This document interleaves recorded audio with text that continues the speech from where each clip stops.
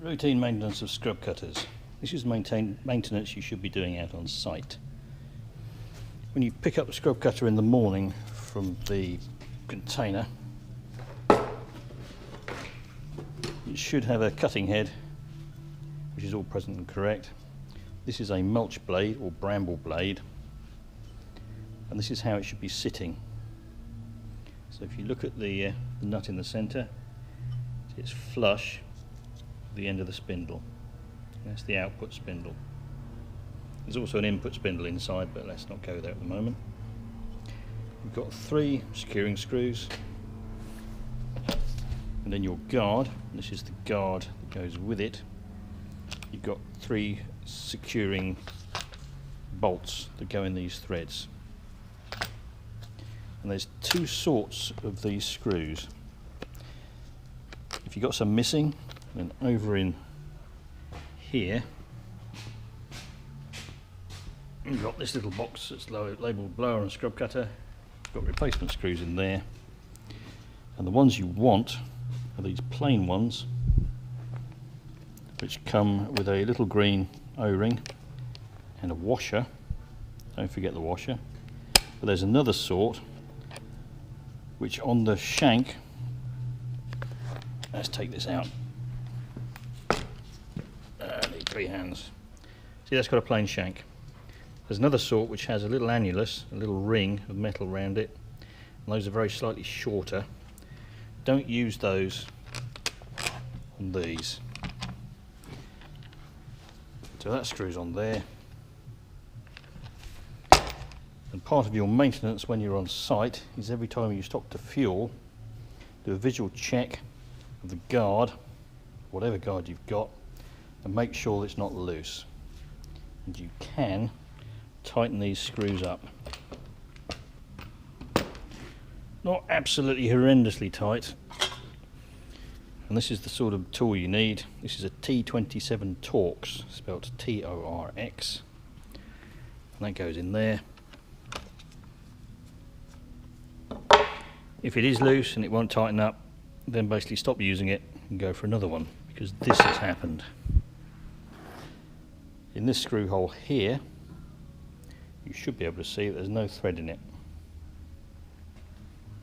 It should look more or less like this one. You should be able to see a thread in it, which the screw goes into. This one's had a helicoil. That's what this means. Helicoil, 2020-21, October. And they do last quite a long time if you maintain them. I'm showing you the mulch blade because it's quite easy to keep going until long after the mulch blade, which should look like this when it's new, is worn out. Here's a worn out one, and that says it all. You see the difference between those 2 blades. You should have a cutting edge there and this return, and they should be a fairly sharp angle. And this angle here and this section of blade is what really does the work when you're cutting brambles. If it gets like this, you're not efficient. Also, because the guard, which goes this way up, limits the closeness of the cut to the ground, it's easy to think when these get worn down you should just beat it on the ground harder. That's not the case. You should only ever pat the ground or pat the vegetation that you're actually cutting. If you bang it around too hard, especially when the blade's like that or like this, this one's also taken some heavy damage here, and that cannage is cracking. This one is also badly worn, just about serviceable, but you see there's no cutting edge on it. And this one, again, taking some heavy damage on this end, and this end is twisted. So it's not going to stay in balance, we get more vibration. But if you use a worn blade, that happens, and these are 136 pounds plus VAT, and basically that's written this one off.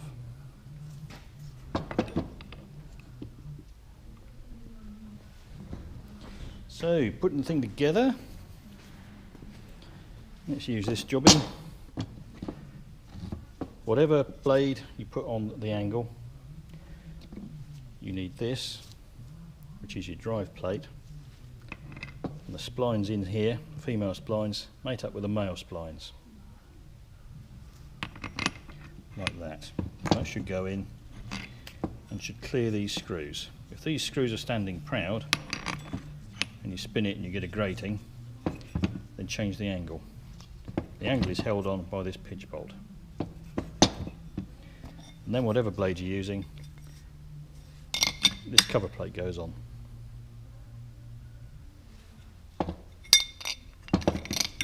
And you can see on this, I should have mentioned, there are 4 holes in here. And there's this shim on the top, which basically stops your tool, which you use to lock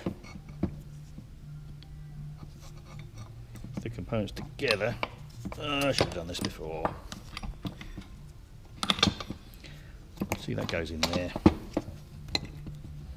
comes through like that. You can see this shim is not part of this. When they get really worn, they can fall off.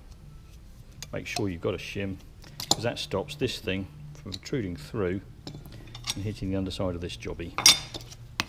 That goes on there like that. And you see there, that's married up, and that's now locked. So that goes on there like that. And your cutting blade goes on. And then on top of that, with the exception of strimmer heads, you need one of these, which is basically a very thick, very stiff spring washer. So that goes on like that.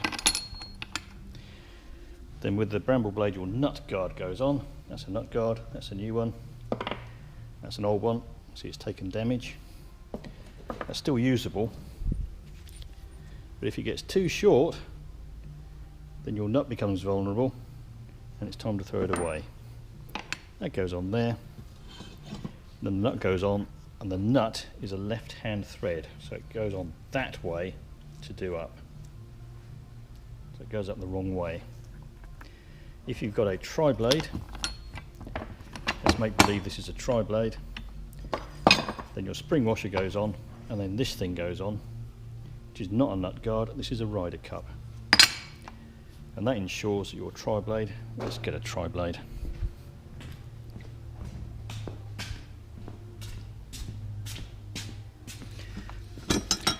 Here's a tri-blade. This one's got a lot of wear on one side.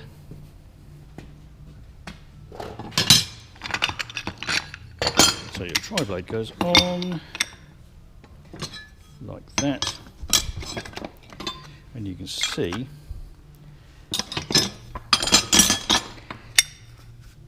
that the locking plate protrudes through the guard, and your tri-blade then,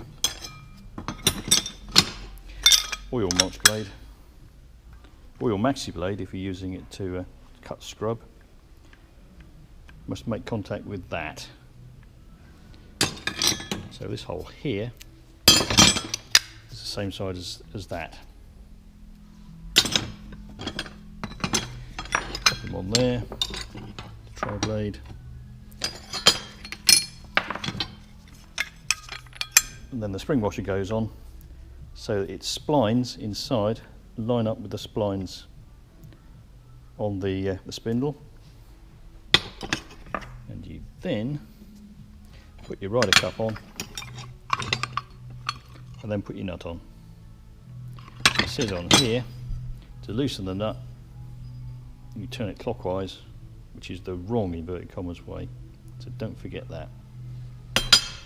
This whole rigmarole basically means this spring washer, which mates with these splines, let's show you without the blade.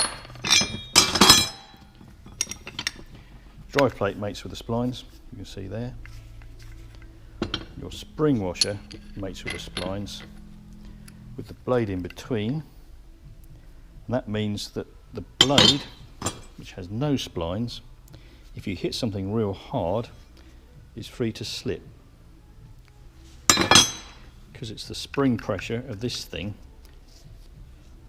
which transfers the tightness, inverted commas, of the nut to your blade, and that's basically a safety feature. And I'm sure you can appreciate that if that doesn't match up with those splines and you tighten the nut up,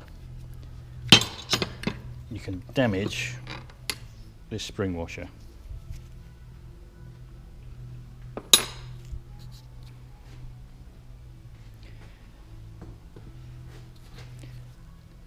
So if we look at this one, this is how it sits, and there's the spring washer. If you compare it with this one, you'll see that that one is higher, more dished. By doing the nut up real tight, you squash this down. So that's how you do it, and I hope that's interesting and helpful. Thank you very much.